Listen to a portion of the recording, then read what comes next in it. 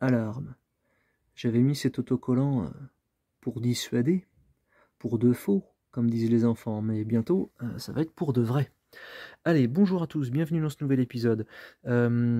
J'espère que c'est un épisode qui va vous plaire. En tout cas, moi je commence à le filmer sans même savoir si j'aurai assez de matière pour pouvoir faire un épisode entier et surtout faire un épisode intéressant. Je dis ça parce que la vidéo dans laquelle je vous ai présenté l'alarme accessoire n'a pas du tout marché. Elle a fait même pas 1000 vues en bientôt 3 semaines. Donc je sais pas. Est-ce que l'alarme c'est un truc qui vous intéresse pas? Est-ce que l'électricité c'est un truc qui vous intéresse pas? Ou est-ce que c'est ma manière de présenter les choses qui vous a pas intéressé? Je sais pas. En tout cas, je me suis dit, bon, allez, je vais commencer à filmer tout ça et je verrai bien si j'ai assez de matière pour faire un épisode et un épisode intéressant. Alors, je vous ai épargné toute la partie démontage et je me suis dit, je vais vous représenter ce système en le mettant dans la voiture, voilà, avant de commencer à brancher tout ça. Comme ça vous aidera peut-être à mieux comprendre ce système qui est vraiment très très simple. Alors, j'ai enlevé le siège, hein, carrément, moi je m'embête pas, c'est chiant, on est toujours vautré dessus, on n'est pas à l'aise, donc voilà, il tient que par 4 vis, 2 prises, donc voilà, je l'enlève, je m'embête pas la vie. Alors, je vais vous réexpliquer très simplement de quoi est composé ce système et comment il va être implanté dans la voiture. Alors, on a un boîtier de gestion d'alarme qui va se retrouver caché quelque part au-dessus des pieds de mon passager, donc à peu près ici.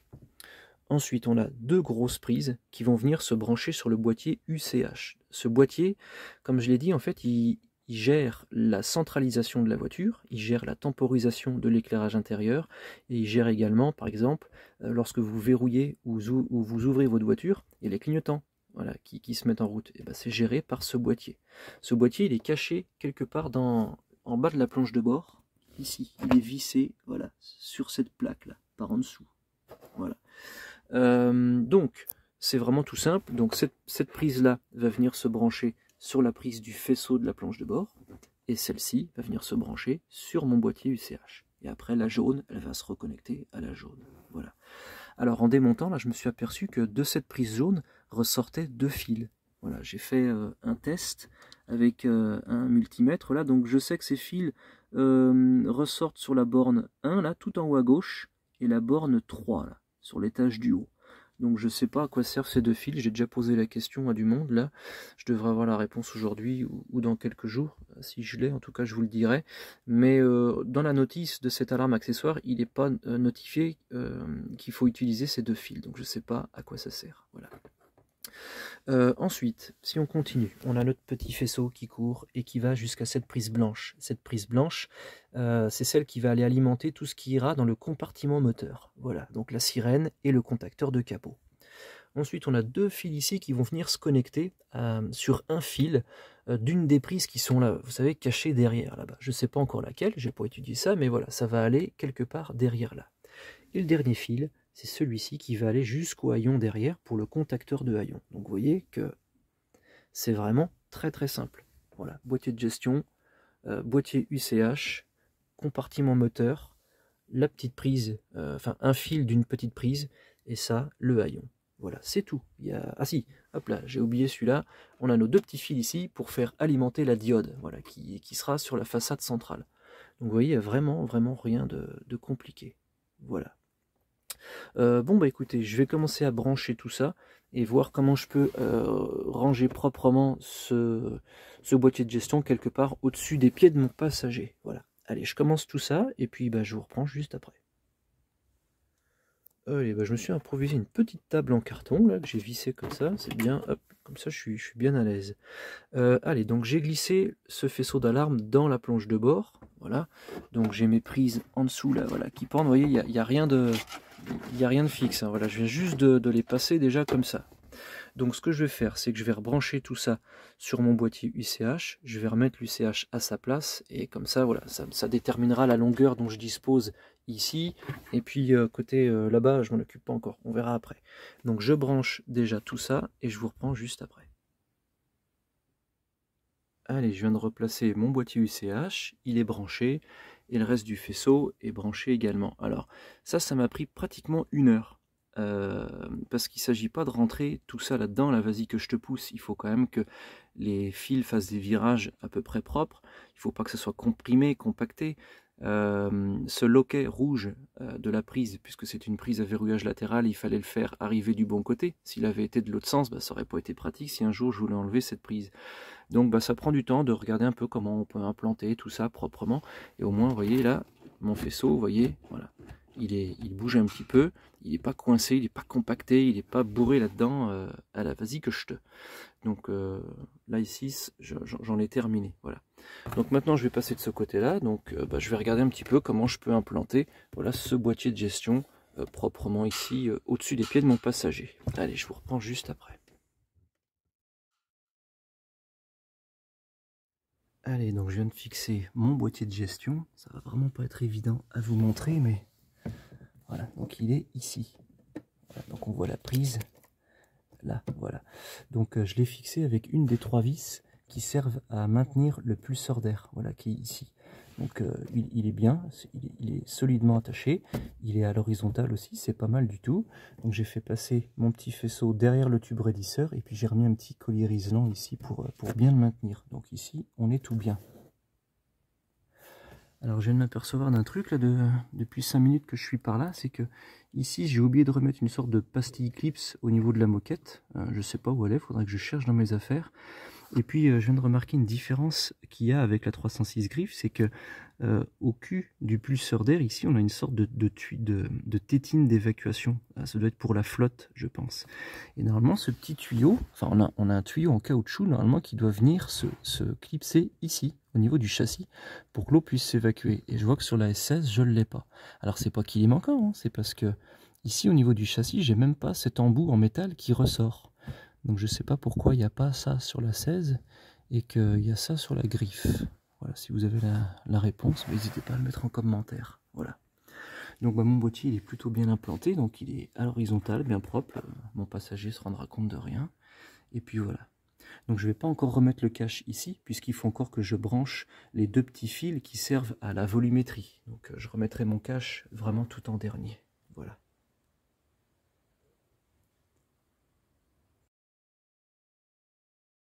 Allez, deuxième chapitre, je vais commencer à installer cette petite diode rouge. Alors d'origine, dans la notice, ils disent de l'installer sur la façade centrale à gauche de l'horloge. Moi je trouve que cet emplacement il est dégueulasse, et en plus la diode qu'il donne, elle est vraiment trop grosse, elle est vraiment pas belle du tout.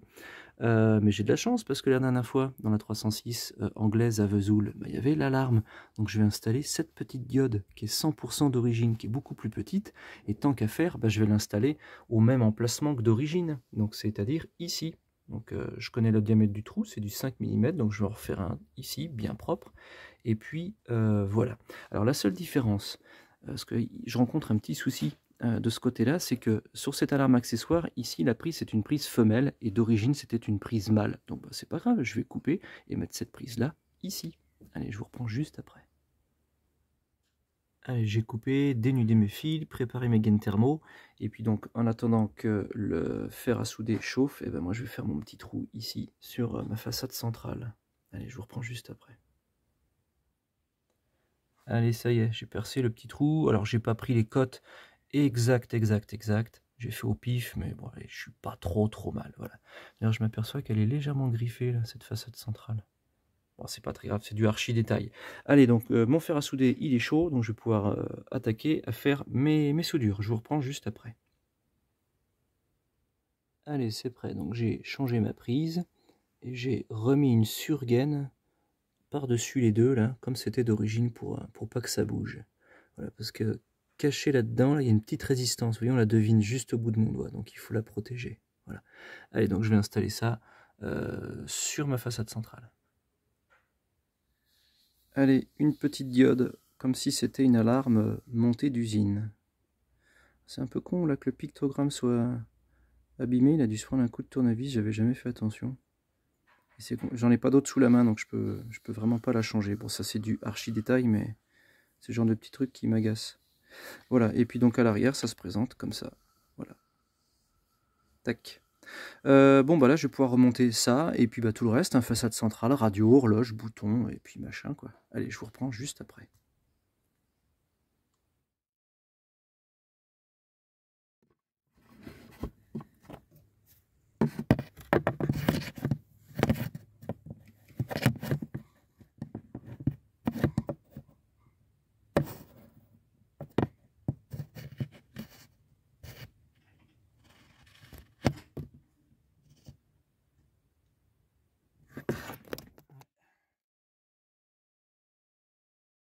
Allez, avant de remonter le haut de cette façade centrale, j'en ai profité pour démonter le pulseur d'air et passer un grand coup de soufflette sur le radiateur de climatisation qui est caché ici. Là. Vous savez, je vous l'avais montré dans une vidéo sur la 306 griffes, parce que sur cette SS, je l'avais jamais fait, et vous voyez, hein, tout ce que j'ai pu sortir comme merde avec la soufflette de ce radiateur de clim, et je vous parle pas non plus des grands nuages de poussière qui se sont échappés là de ce bloc chauffage. Voilà, donc ça n'a pas fait de mal. Allez, donc là je vais remettre mon pulseur d'air et puis je vais pouvoir remonter ma façade, le haut de ma façade centrale.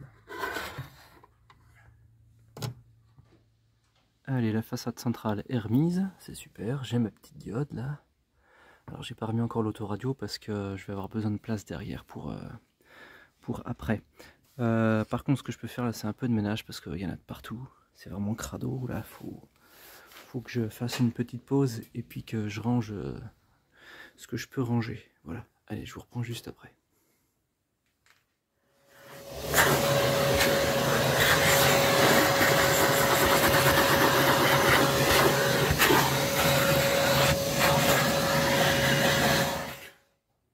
Allez, c'est tout beau tout propre, un bon coup d'aspi et je vais pouvoir passer à l'étape suivante. Donc troisième étape, maintenant ça va consister à brancher ces deux fils là. Donc je rappelle, ça va aller dans le compartiment moteur et ça c'est pour le haillon. Donc vous voyez que c'est vraiment pas compliqué. Donc ces deux fils là, je vais devoir les brancher sur une des prises qui sont à ce niveau là, ici. Donc je vais enlever le cache qui est à ce niveau là et puis regarder un petit peu de quoi il s'agit. Et puis le faisceau qui est ici, eh ben, je vais le fixer, on voit pas très bien, mais ici vous voyez il y a un tube raidisseur, donc avec des petits riselants, voilà, et ben je vais fixer mon faisceau sur ce tube raidisseur proprement. Voilà, allez, donc j'enlève le cache et je vous reprends juste après. Allez, donc je viens d'enlever mon protecteur qui est au-dessus du repose-pied, donc c'est cette pièce-là. En général, elle est souvent abîmée sur la partie noire ici, parce qu'en fait c'est votre chaussure qui vient grignoter ce truc-là. Voilà. Ce que vous pouvez faire, par contre, c'est en trouver un qui est encore mieux. C'est celui-ci, qui est plus grand. Vous voyez, c'est exactement le même sur cette partie-là, mais sur les 306 phase 1, à l'époque, ils le faisaient aller beaucoup plus loin. Voilà, ils ont réduit sa taille pour réduire les coûts, certainement. Donc c'est quelque chose que vous pouvez vous amuser à faire, c'est trouver un protecteur comme ça de 306 phase 1. Voilà, celui-ci, je crois qu'il est tout vieux, il date de 93, ouais. Et il est en excellent état, parce qu'il n'est pas du tout grignoté à la chaussure. Voilà. Allez, donc j'ai fini de fixer mon faisceau. Vous voyez, on aperçoit ici, hop là, un petit riselant. Donc cette partie-là va aller dans le compartiment moteur. Je ne vais pas m'en occuper tout de suite. Donc maintenant, je vais aller de ce côté-là. Donc je vais remettre même une petite gaine ici au niveau de mon faisceau. Voilà, pour bien tout protéger tout ça au niveau du repose-pied. Et puis je vais regarder un petit peu sur laquelle de ces prises qu'on aperçoit. Voilà, en dessous ici, je dois brancher ces deux fils. Donc le violet et le gris. Voilà, allez, je vous reprends juste après. Donc apparemment, il faut que je me connecte à la prise IC91A sur le fil 6291. Donc moi je sais que c'est cette prise blanche ici, mais si j'étais pas sûr, j'aurais pu aller vérifier dans mes schémas.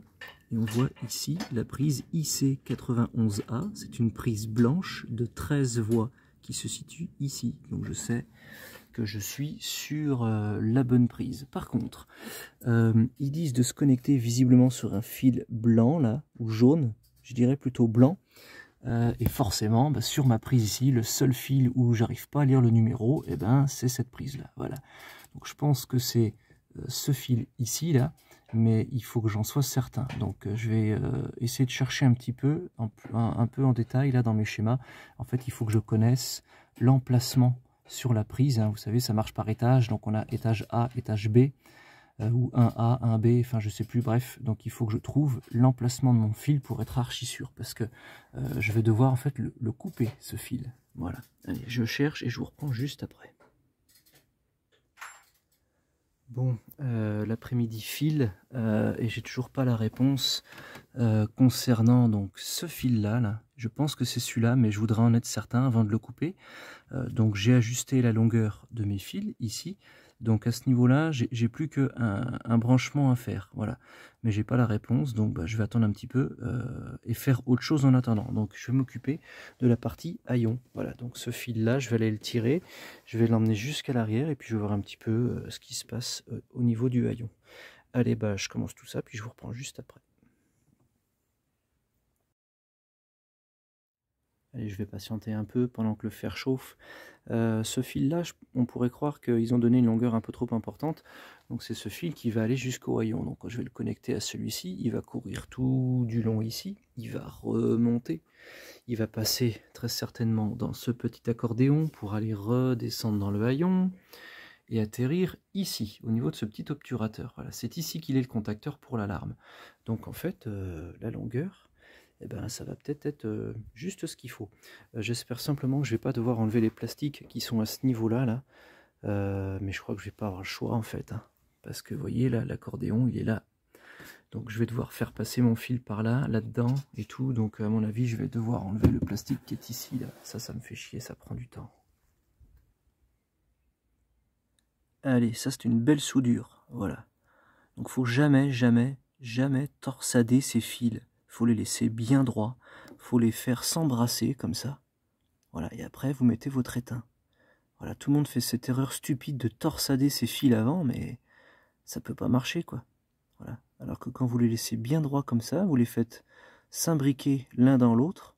Déjà ça va vous aider, c'est parce qu'ils vont tenir un petit peu ensemble, et après vous déversez votre étain. Voilà, et par capillarité, l'étain va se faufiler partout. Et vous faites une belle soudure bien propre. Voilà. Allez, je vous reprends juste après. Bon, bah allez, c'est parti. Donc je vais faire courir mon fil tout du long. Là. Hop, voilà, j'ai enlevé le joint, je vais cacher ça. Là, c'est la partie arrière. Donc, je vais continuer ici, mais à mon avis, je vais pas avoir d'autre choix que d'enlever le panneau. Là. Putain, j'ai la flemme d'avance là, mais j'ai vraiment pas le choix. Allez, voilà où j'en suis maintenant.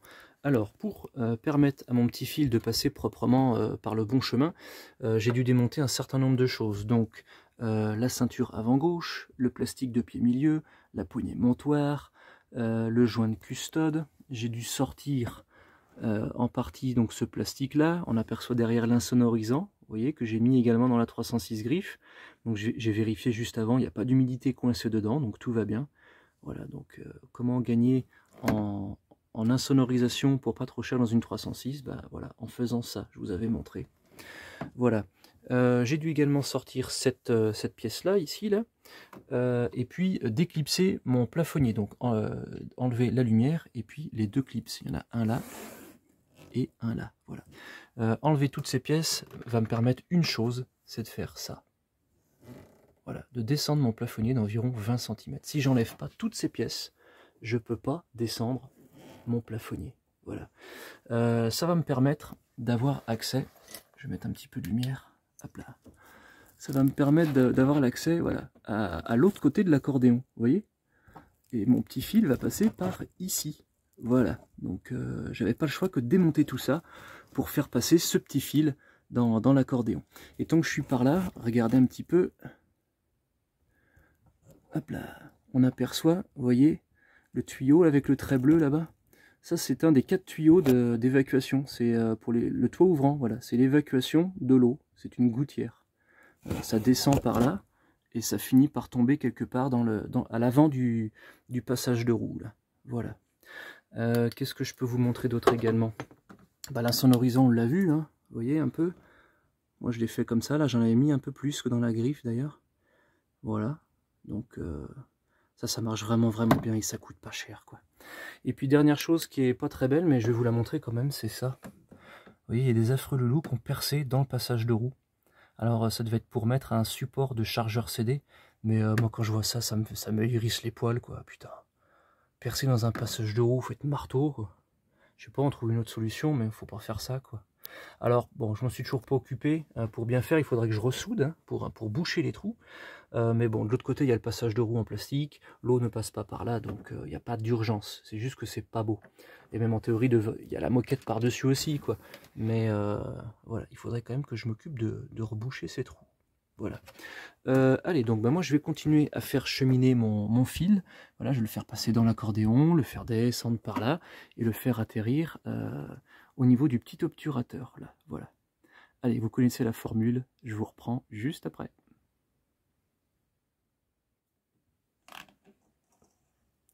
Hop là. Eh, pas con Jean-Pierre. C'est archaïque, mais ça a marché.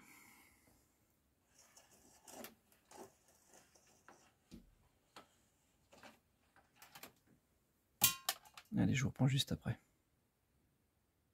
Allez, je continue et j'adore me creuser la tête et trouver des solutions astucieuses avec les moyens du bord.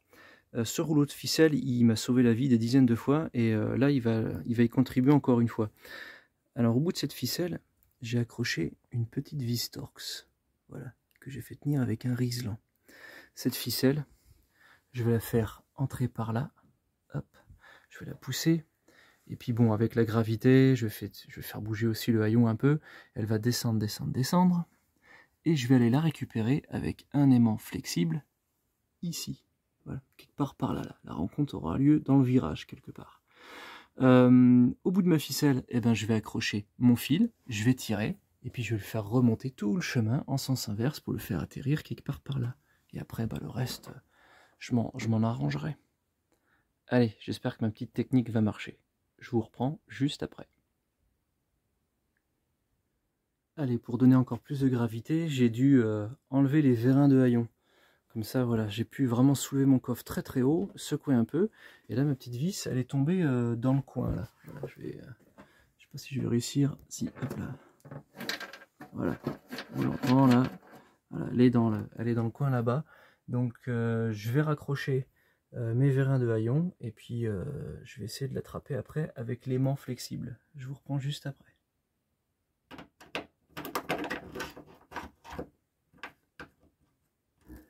Coucou. Ah, il y a des jours où je ne suis pas peu fier quand même. Hein.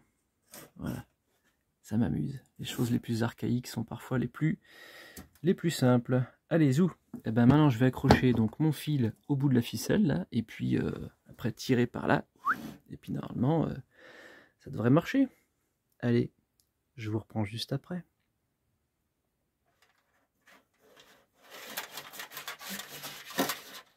Hop là, et voilà. Hop là, ça fait un petit virage là. Hop, je vais rajuster tout ça. Mais vous voyez que la longueur qui était donnée, ben, c'était pas déconnant. Hein. Voilà, pile poil ce qu'il fallait en fait. Voilà. Allez, donc je vais remettre bien comme il faut ici, reclipser mon accordéon, tout ça tout bien, remettre le dégivrage là ici. Et puis après je vais continuer au niveau de là. Allez, à tout de suite. Allez, j'ai bien avancé, mais j'ai perdu énormément de temps, et sur ce coup-là, j'ai pas fait preuve de génie. Je vais vous expliquer pourquoi. Alors, le fil blanc et vert qui arrive de devant, là-bas, j'aurais en fait dû le connecter au fil numéro 319, le bleu, là, de l'éclairage de coffre. Et pour ça, hein, j'ai aucune excuse. C'était marqué sur le plan, vous voyez ? Voilà, donc j'ai vraiment pas été malin sur ce coup-là, parce que j'ai pas lu le plan. J'ai foncé tête baissée, et en fait, j'ai perdu du temps à cause de ça. Mais j'ai quand même une excuse.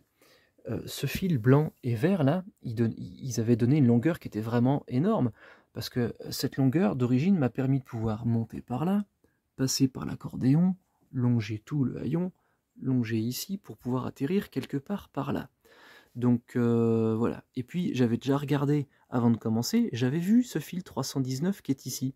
Ce fil 319, il est relié au petit contacteur à billes, comme ça, c'est lui qui permet de faire allumer et éteindre la lumière du coffre. Donc c'est vrai que j'en étais resté là, j'avais pas vraiment regardé le plan après, et puis bah, du coup j'ai perdu énormément de temps parce que bah, c'était pas nécessaire de faire passer le fil par là, partout. Bref. Du coup, j'ai quand même remis la batterie pour être sûr que mon branchement soit bon, et il est bon. Mais vous devez vous poser une question. La question c'est pourquoi la lumière du coffre elle marche alors qu'il n'y a plus de contacteur à billes dans le haillon. Ben, tout simplement c'est que maintenant c'est le contacteur de l'alarme qui est ici qui fait marcher la lumière de coffre. Voilà, tout simplement. Donc mon branchement est bon, je me suis pas trompé, c'est juste que je me suis bien emmerdé la vie à le brancher ici, alors qu'en fait j'aurais pu le faire au niveau de la lumière du coffre. Bon, ça fait rien, c'est pas très grave, ça va marcher quand même. Voilà. Allez, bah écoutez, moi j'ai faim, mon ventre il gargouille là, c'est dimanche soir, il y a NASCAR en plus, donc je vais m'arrêter là pour ce soir et je reprendrai demain. Pour vous, il n'y aura pas de coupure. Allez, je vous reprends juste après. Bon, alors le fil vert sur le bouton vert, le fil rouge sur le bouton. Allez, voilà, tout est remonté. Ça m'a pris une bonne demi-heure. Donc là, je suis le lendemain de cette journée où j'ai quand même perdu pas mal de temps au niveau du haillon. Mais bon, ça fait rien, c'est des petites erreurs comme ça, mais voilà, c'est pas très très grave.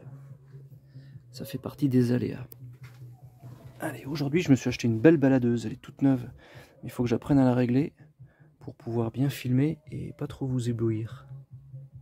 Hop là. Allez, je vais vous reparler rapidement de cette prise blanche là-bas. Hop là. Donc on a vu en début d'épisode que je vais devoir connecter ce fil gris et ce fil violet sur un des fils de cette prise blanche. Très certainement le fil blanc qui est ici. Alors j'ai pas la réponse aujourd'hui encore, donc je vais attendre, je veux être sûr avant de le couper. Donc ce fil, quand je vais le couper, hop là ici, il va y avoir deux bouts. Et bah tout simplement, je vais connecter un fil à chaque bout. Voilà, je sais pas si je m'exprime très bien, mais voilà, j'espère que vous avez compris le principe. Couper le bout du machin, il reste un bout au bout du machin. Vous pouvez prendre mon raisonnement par tous les bouts, il se tient. Alors, ce secteur-là de la voiture, il est quand même pas très facile d'accès. Je me vois mal faire de la soudure à l'étain avec mon petit fer, ma gaine thermo. Par ici, c'est la merde, quoi. Voilà. Donc, je vais connecter mes fils d'une autre manière. Je vais utiliser ce genre de petite prise là, regardez. Hop là. Voilà. Donc ça, pour moi, c'est ce qu'il y a de mieux pour connecter des fils sans faire de soudure, de gros pâtés. Voilà. Donc ce sont des petites cosses. Donc il y a une partie mâle, une partie femelle, vous voyez. Et on les sertit sur le fil. Voilà. On met par-dessus une petite gaine thermo et puis ça bouge pas. Voilà. Donc ce que je peux faire déjà, c'est préparer ces deux fils-là, là, le gris et le violet. Et puis après pour celui-ci, je vais attendre d'avoir la réponse. Allez, je mets mes petites cosses sur ces deux fils et puis je vous reprends juste après. Allez, voilà. Donc les petites cosses, elles sont installées. Vous voyez, donc j'ai même remis un petit peu de gaine thermo par-dessus pour que ce soit bien propre.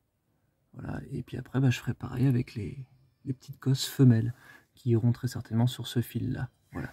Donc elles pourront se connecter ensemble. Et puis par-dessus tout ça, je remettrai encore un petit peu de gaine thermo pour éviter que ça se déclipse. Voilà.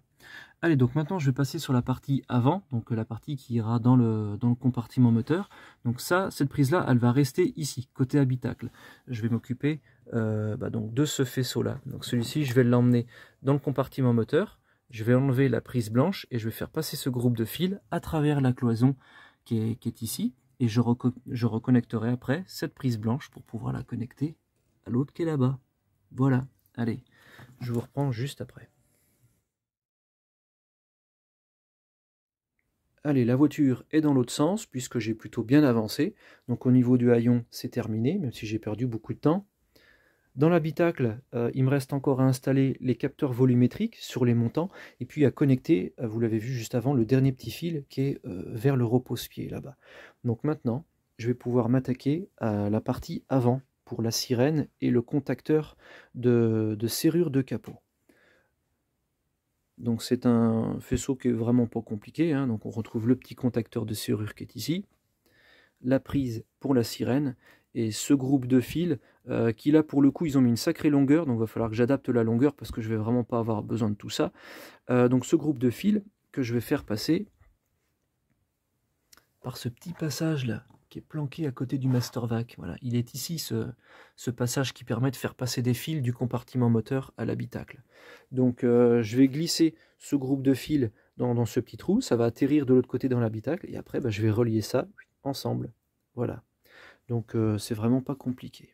Ah ouais, et puis je vais en profiter pour monter cette pièce-là. Ça n'a rien à voir avec l'alarme, mais ça fait au moins 3 ans que je l'ai ici. Il faut que je m'en occupe. Ça, c'est un petit protecteur qui va sur le capteur tachymétrique de boîte de vitesse. Donc comme je vais enlever le bac batterie, ce tuyau-là, et puis même celui-ci, je pense, je vais avoir un peu plus de place et je vais en profiter pour le mettre parce que ça fait 3 ans qu'il est sur l'étagère et je ne l'ai pas acheté pour ça, quoi. Voilà. Allez, écoutez, je vais commencer à démonter pas mal de choses. Bac batterie, calandre, bouche d'entrée d'air, tuyau là, et puis je vous reprends juste après.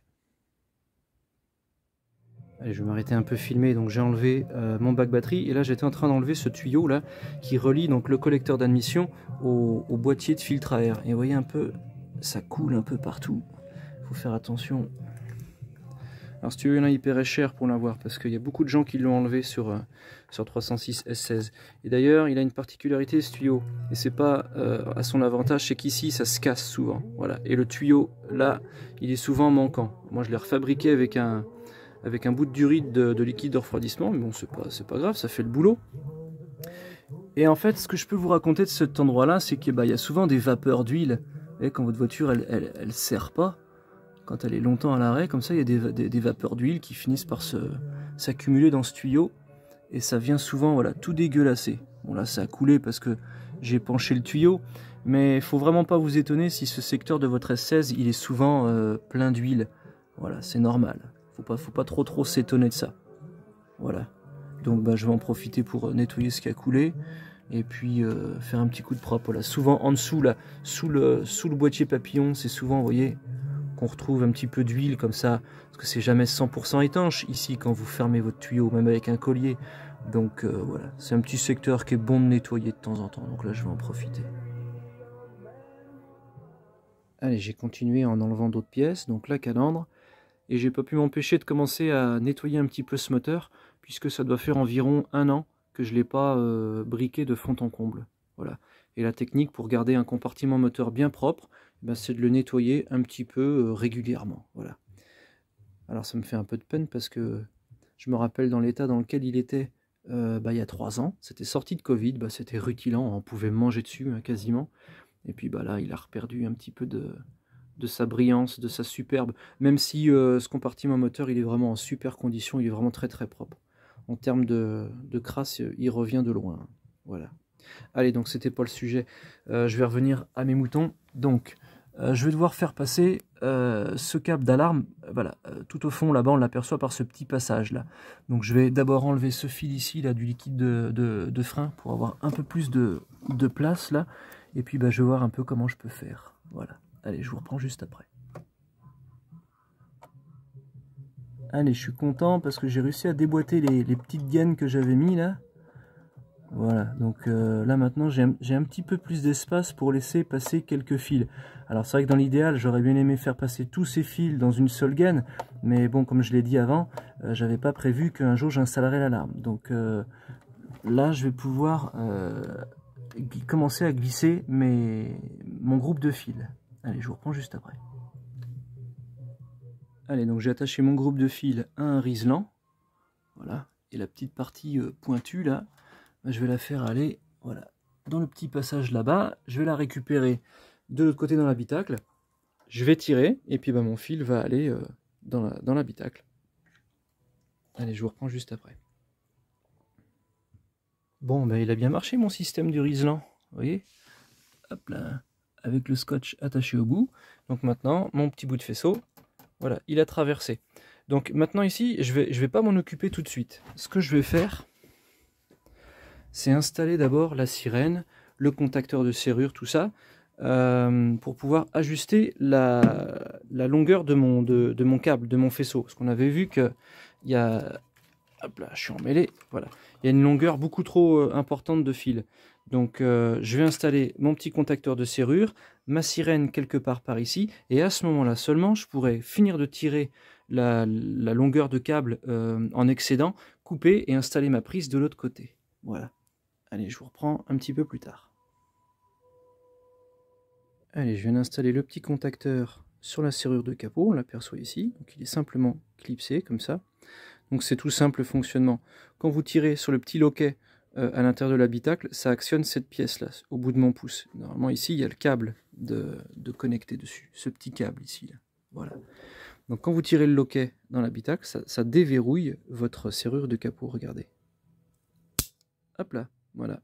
Donc le petit contacteur, il se soulève, et donc c'est à ce moment-là que ça fait gueuler l'alarme. Voilà.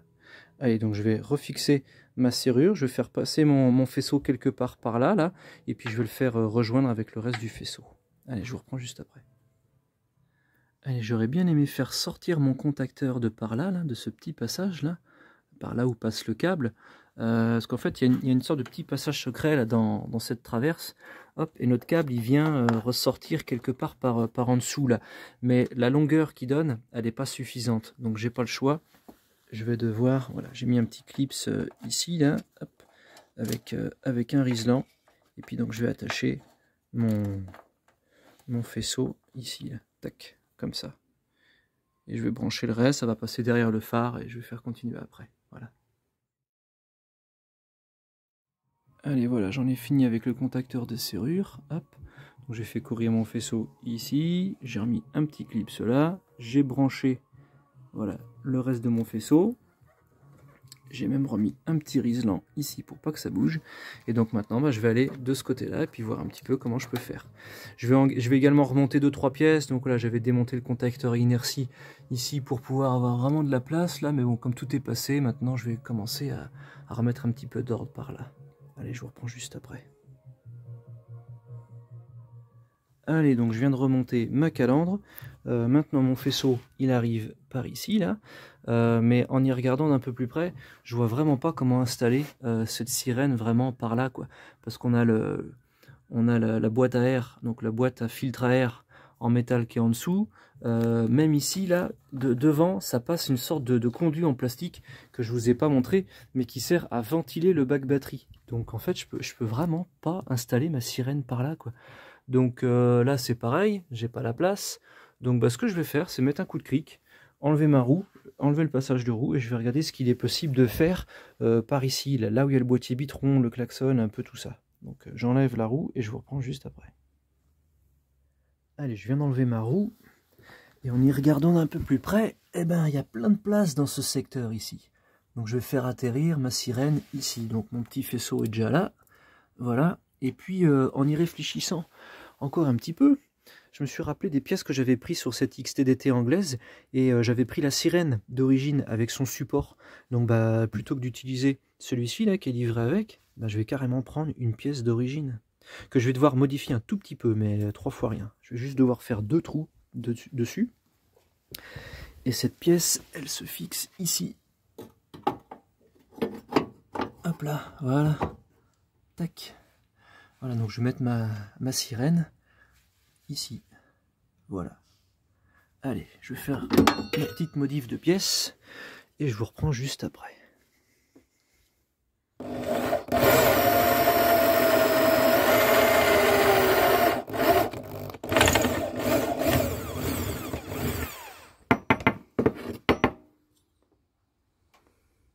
Allez, voilà. Regardez, on a l'impression que c'était fait exprès. Nickel, hein? Je suis content, comme ça, au moins, c'est fixé sur un vrai support d'origine usine.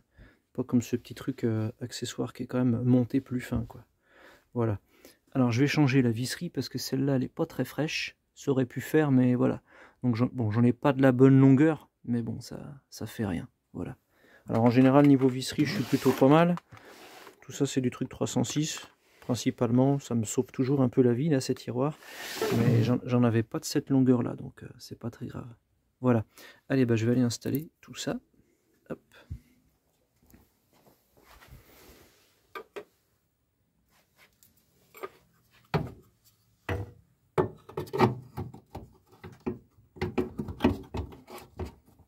Hop là. Et voilà. C'est cool, hein? Tac.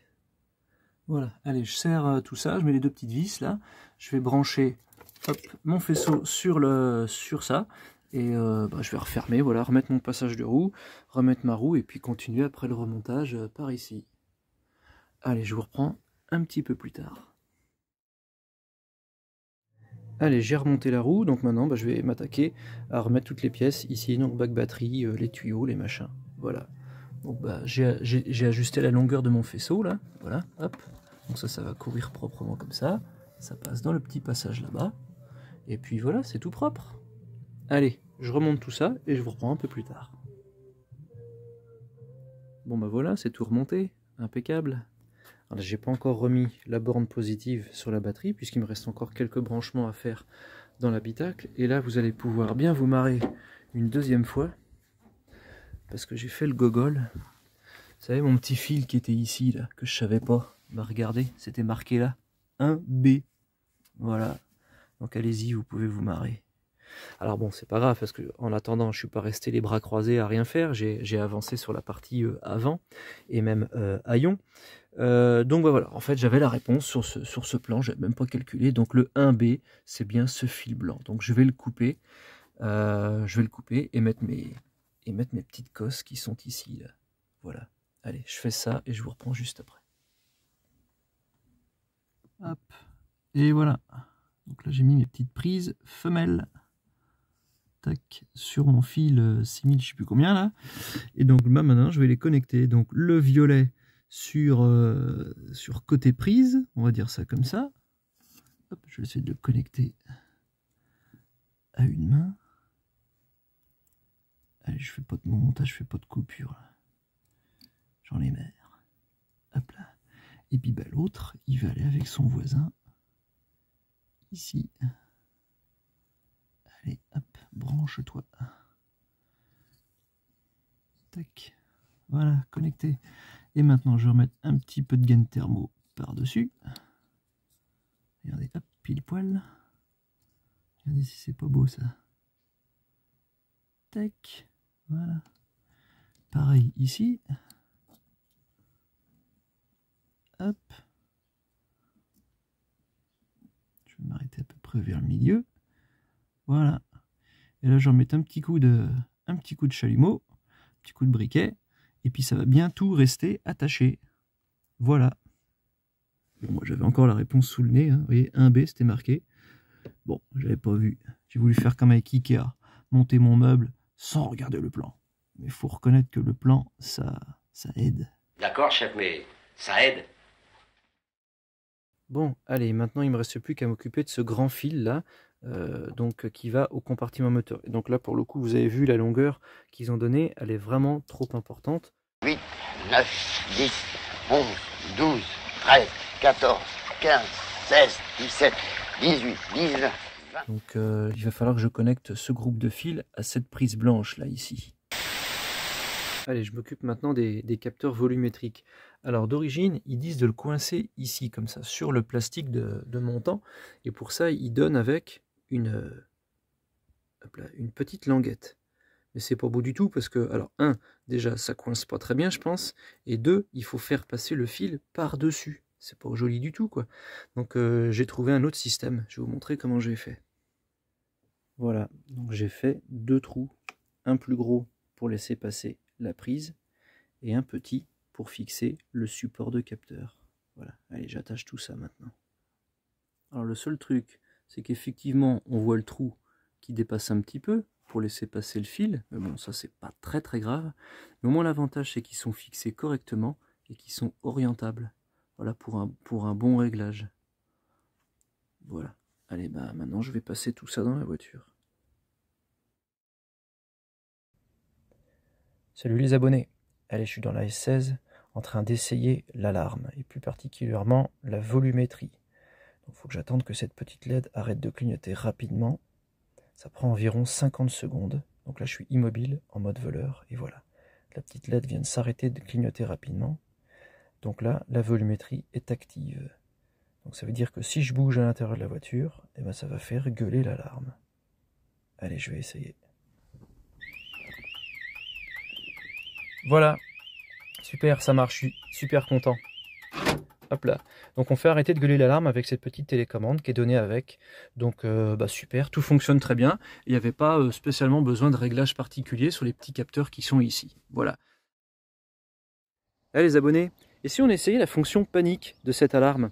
Alors si vous êtes du genre flippette ou du genre à paniquer facilement, eh ben cette fonction est faite pour vous. Pour ça, il vous suffit simplement d'appuyer 2 fois sur le bouton du bas.